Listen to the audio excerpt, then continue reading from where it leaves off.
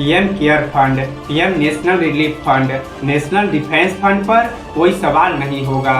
यह फरमान पीएमओ की ओर से लोकसभा सचिवालय के लिए जारी किया गया है। पीएमओ ने लोकसभा सचिवालय से कहा है कि इस बात का खास ध्यान रखें कि संसद में कोई भी सदस्य इन फंड्स पर सवाल न उठाए। फरमान आया तो विपक्ष ने सवाल उठाना शुरू किया। सवाल कि सांसद जनता के प्रतिनिधि है, उन्हें जनहित के सवाल पूछने से कैसे रोका जा सकता है। सवाल और भी है, लेकिन बड़ा सवाल यह है कि इस रोक के पीछे पीएमओ का तर्क क्या है। इंडियन एक्सप्रेस में छपी खबर के मुताबिक 30 जनवरी को यह फरमान लोकसभा सचिवालय की ओर से जारी किया गया था।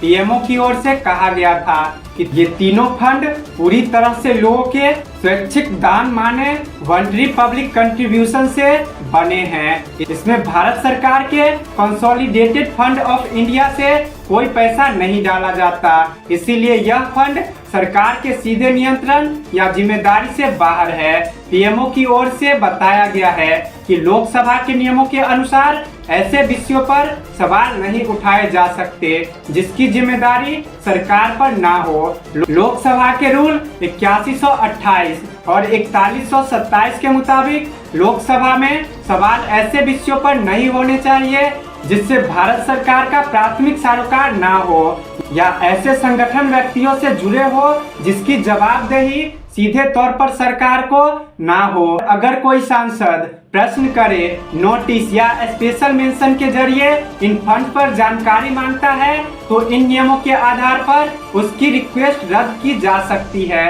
खबर बाहर आई तो विपक्ष ने इसका विरोध शुरू किया।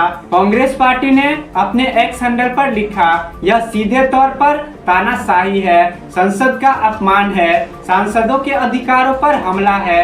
इसके साथ ही उन्होंने 4 सवाल उठाए। सवाल कि सांसद जनता के प्रतिनिधि है, उन्हें जनहित के सवाल पूछने से क्यों रोका जा रहा है। मोदी सरकार जनता से लाखों करोड़ रुपए का हिसाब क्यों नहीं देना चाहती। आखिर मोदी सरकार की जनता से क्या छिपाना चाह रही है। क्या अब देश की संसद नरेंद्र मोदी की मनमर्जी से चलेगी।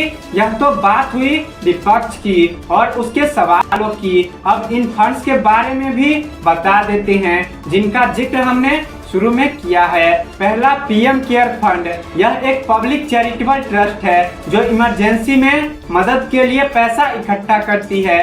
27 मार्च 2020 को कोविड-19 महामारी के दौरान इसका registration trust deed registration act 1908 के तहत हुआ था। 2022 से 23 के अंत तक इसमें करीब 283 करोड़ थे।